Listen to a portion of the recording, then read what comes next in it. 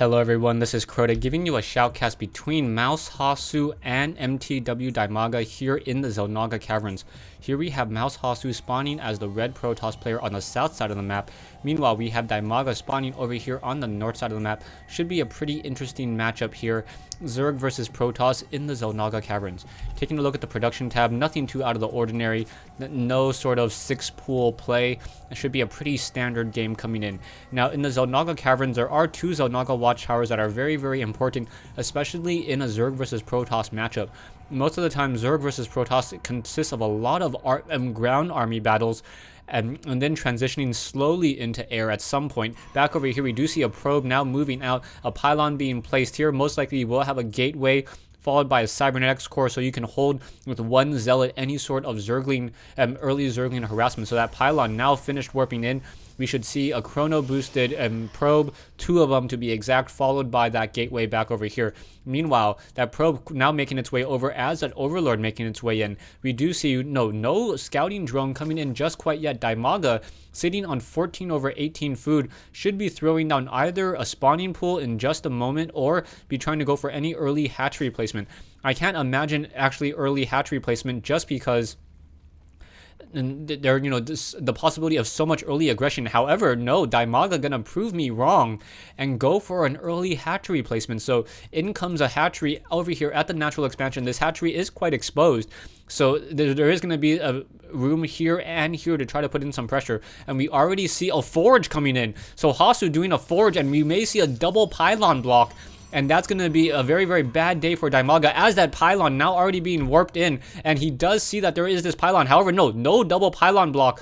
Drones now making their way down over here to try to deal some damage. And now we should probably see cannons being warped in, followed by some, what's it called? Back over here, we do see the probe now already taking some damage, now pulling back. This probe has done its job, taking 4 of those drones off of that mineral patch, and now even more drones coming in. So more drones trying to make sure that there is no cannons trying to be warped in at any point in time. So Hasu opening up with a very aggressive play as this hatchery now coming in, and now will be done. And no, DIMAGA now using that drone patrol trick to make sure that no pylon block down over here. So, however, there is going to be 1 photon cannon in this position, and this overlord will be shooed away, and finally a gateway coming in. So it looks like there was going to be an opportunity for cheese play. However, DIMAGA, you can see his minerals very low, sitting at 380. So essentially, even though DIMAGA did not lose any minerals in that fight, or in that early aggression, Hasu was able to get 6 drones to stop mining, and those 6 drones trying to take down that 1 pylon essentially equated to about 150 to 200 minerals lost in mining. So Hasu now can open up with a double gateway, and I really like this seal. What this will mean is that any units that try to run around will have to come in through, run around all of these buildings here, and then try to run up this ramp, which will be very difficult.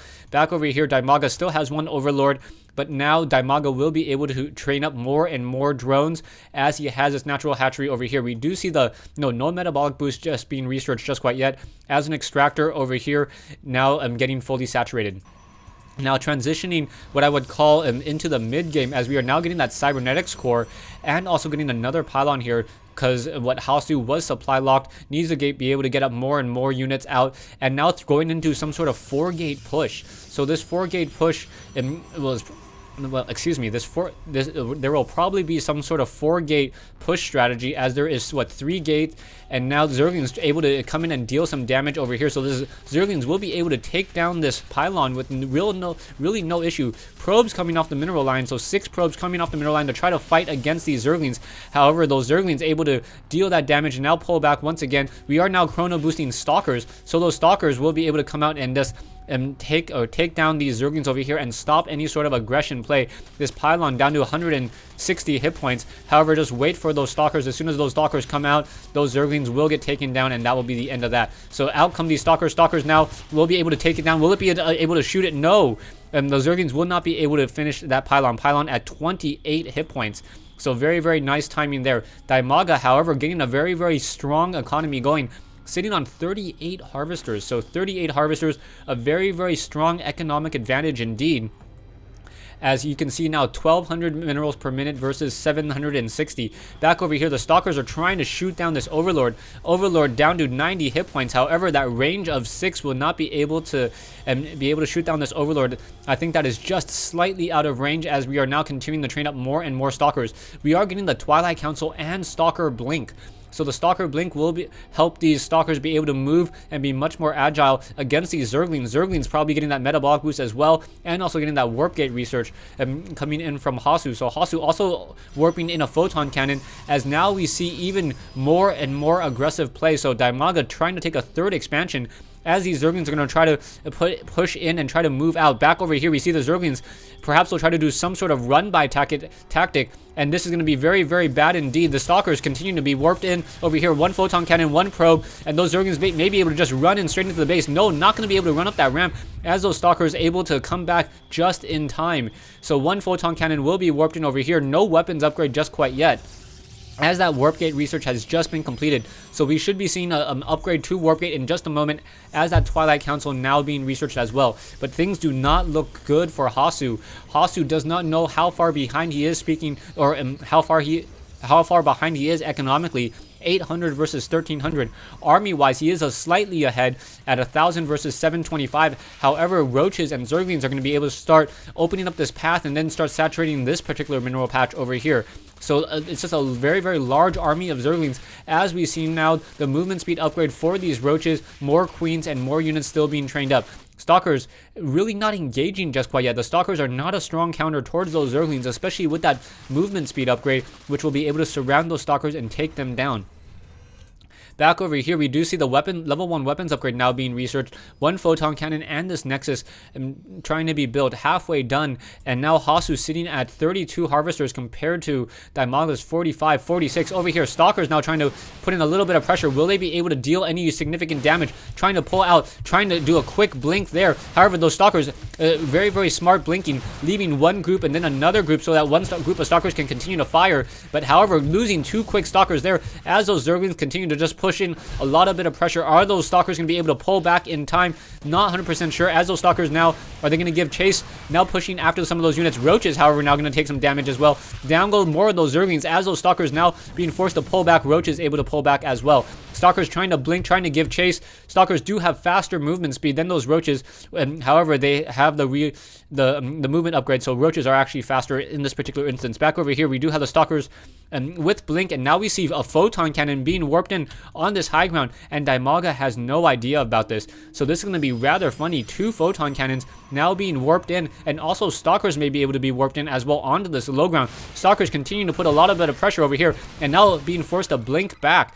We do have the level 1 weapons upgrade nearing completion, as more Stalkers trying to push back and forth. As soon as this photon cannon is completed, these drones are just going to get taken down very, very easily, and down more and more of these drones go. So this is just very, very heavy. However, Zergling's able to get a couple quick surrounds over here, and now the photon cannons joining in on this fight. Stalkers trying to give chase against these Roaches, continuing to blink. Will they be able to take down another Roach? Not quite sure, as now more Zerglings over here. However, the photon cannons will be able to get a couple quick kills, and a lot of kills over there, and now those Zerglings trying to get a surround on these units, on these photon cannons here. Zerglings dancing around back and forth, now trying to take down more and more of these drones. However, this cannon pylon will get taken down by DIMAGA, so DIMAGA no longer able to put any sort of pressure on this expansion over here. Back over here, we do see some proxy pylons being placed strategically by Hasu. So Hasu, with those proxy pylons, will be able to deploy units very quickly across the map anywhere he chooses. Taking a look at the harvester count, it's still 40 versus 52,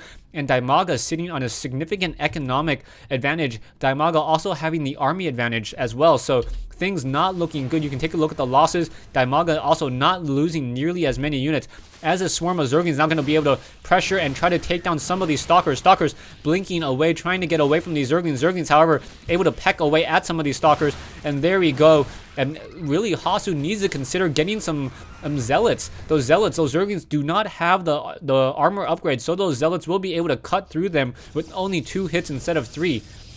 Back over here, we do see Hasu continuing to just go mass stalker. Taking a look at his unit combination, it is just 17 stalkers and 47 probes as these units and these armies now try to move out. We do see some Hydralisks, and those Hydralisks now have 1 weapons upgrade, so they are going to be able to deal significant more damage than those stalkers. Stalkers will be able to deal what 14 or 9 damage against these Hydralisks with that 1 armor, and these Hydralisks will be able to do 13 damage to the shields, 12 damage to the hit points as these stalkers continue to fight. Hydralisk trying to give chase. Down go more and more of these stalkers. Stalkers blinking away. That cooldown on it is 10 game seconds, so it's going to be very critical how well these stalkers are able to blink back and forth, trying to continue the chase, trying to put a lot of pressure.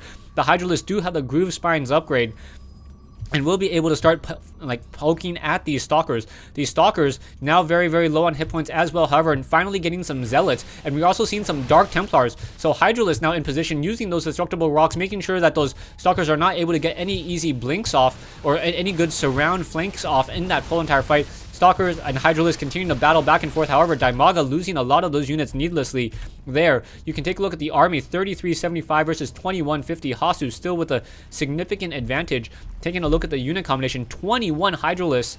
So those Hydralisks will be able to just simply tear apart more and more of those stalkers. We need to see some really brilliant Dark Templar play. However, is a Dark Templar actually being trained, or is it being warped in? It looks like a Dark Templar is being trained somewhere. The